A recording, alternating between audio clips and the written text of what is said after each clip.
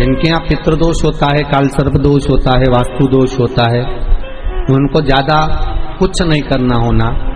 महाराज एक बेल का फल लीजिए, उसके अंदर का जो गुर्दा होता है, अंदर का जो भाग होता है, उसको निकाल लीजिए और उस बेल के फल में आटा सेक कर उसमें शक्कर मिलाकर उसको उसके अंदर भर लीजिए। अमावस्या के दिन सुबह 10 बजे से पहले उसको अपने घर में घुमाने के बाद में जिसको कालसर्प दोष बताया है, पितृदोष बताया है या वास्तु दोष का स्मरण बताया है, घर में सब दूर घुमाकर अपने परिवार का हाथ का स्पर्श कराकर पीपल के पेड़ के नीचे तक खड्डा खोदकर उस बेलपत्र के उस फल को दाब दीजिए। महाराज केवल एक अमावस्या करना रहता है, पितरों के दोष से मुक्ति मिलती है और हमारे घर के कार्य सफल होना प्रारंभ हो जाते हैं। आप लोगों ने अगर कथा सुनी होगी तो आपके स्मरण में होगी, डीले कम करके आशीष प्रेशर बढ़ाओ प्रेशर। आप लोगों ने कथा में श्रवण किया होगा कि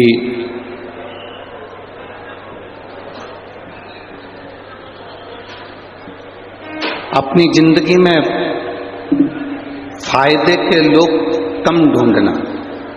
ददरुआ धाम में जो कथा चल रही थी भिंड में, उसमें कहा अपनी जिंदगी में फायदे के लोग कम ढूंढो। शिव पुराण कहती है अपनी जिंदगी में कायदे के लोग ज्यादा ढूंढो जो तुम्हारे जीवन को सार्थक कर सके।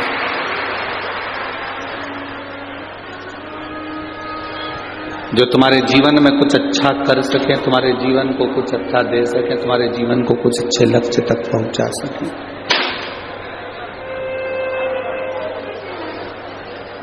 आप सब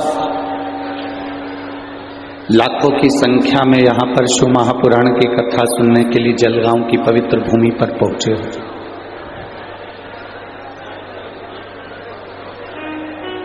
और जलगांव की इस पवित्र भूमि पर यदि आप कथा श्रवण करने के लिए पहुंचे हो, कथा सुनने के लिए पहुंचे हो,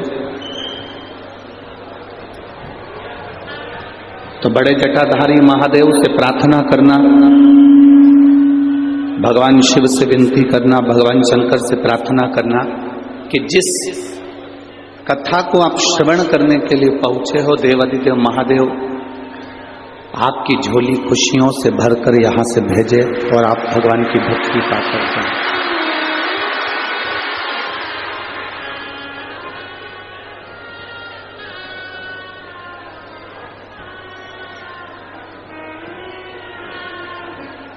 जितना 7 दिन की कथा में जितना बन सके भगवान का भजन करो।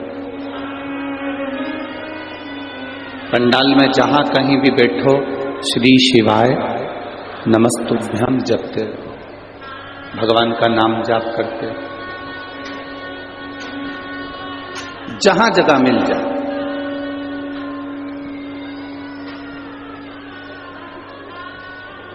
हम जानते हैं धूप भी लग रही होगी बाहर पंडाल में बैठने की, तो कोई जगह यहाँ पूरे ग्राउंड में दिख नहीं रही है, पर आप लोग जहाँ बैठे हो वहाँ बैठकर भगवान की कथा को सुन रहे हो। भगवान की कथा को सुनकर उसको अपने दिल में उतारने का प्रयास करना, भगवान की विरल भक्ति को अपने हृदय में उतारने का प्रयास करना। जहां बैठो वहां बैठकर। अब कई लोग कहते हैं गुरुजी हमें आगे बैठने की जगह नहीं मिलती, कोई कहता है हमें वहां बैठने की जगह नहीं मिलती। हम एक बात आप लोगों से कहना चाहते हैं, 10,000 रुपए महीना कमाने वाला व्यक्ति और 10 लाख रुपए महीना कमाने वाला व्यक्ति, दोनों में चैन की नींद कौन सोता है? आप बताओ जरा। जम के बोलो जरा, जम के। 10,000 रुपए कमाने के बाद भी वो फुल एंजॉय की जिंदगी जीता है, फुल एंजॉय। क्या किसको रोइए, चादर तान के सोइए। और 10 लाख रुपए महीना कमाने वाला बीपी और शुगर की गोली खाकर, नींद की गोली खाकर फिर सोता है कि नींद आ जाए। तो तुम इस अंदाजे में मत रहना कि अपन आगे बैठेंगे तो ज्यादा सुख मिलेगा। हो ये अंदाजा छोड़ दो। तुम जहां बैठे हो ना, उसके बराबर कहीं सुख नहीं है। जहां बैठे हो, कम से कम इतनी जगह तो तुम्हारे पास में होगी कि तुम पांव लंबा कर लो 2-4 बार, कमर वमर सीधी कर लो, इतना तो तुम्हारे पास में होगा।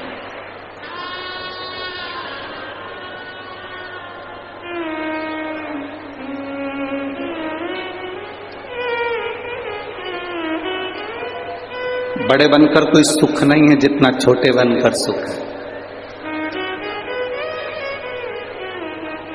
बच्चा छोटा रहता है ना, जब तक माँ की गोद में पड़ा रहता है, जैसे जैसे वो बड़ा होते चले जाता है तो माँ उसको उतारकर खिलौना पकड़ा कर नीचे सुला देती है। बच्चा खिलौने से खेलता रहता है, माँ अपना काम करती रहती है।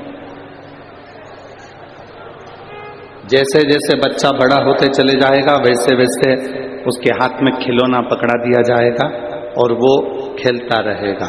जैसे जैसे आप बहुत उन्नति की सीढ़ी पर चढ़ते चले जाओगे, बहुत तरक्की करते चले जाओगे, गाड़ी, बंगला, परिवार, पत्नी, बच्चे, कुटुंब, सोना, चांदी, हीरा, पन्ना, फैक्ट्री, दुकान, ये खिलौने मेरा भोलेनाथ पकड़ाते जाता है और अपनी गोदी से नीचे उतारता जाता है।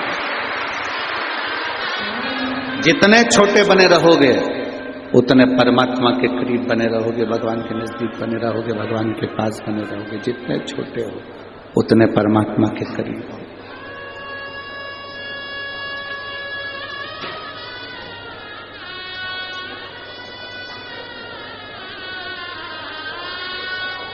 जितने छोटे।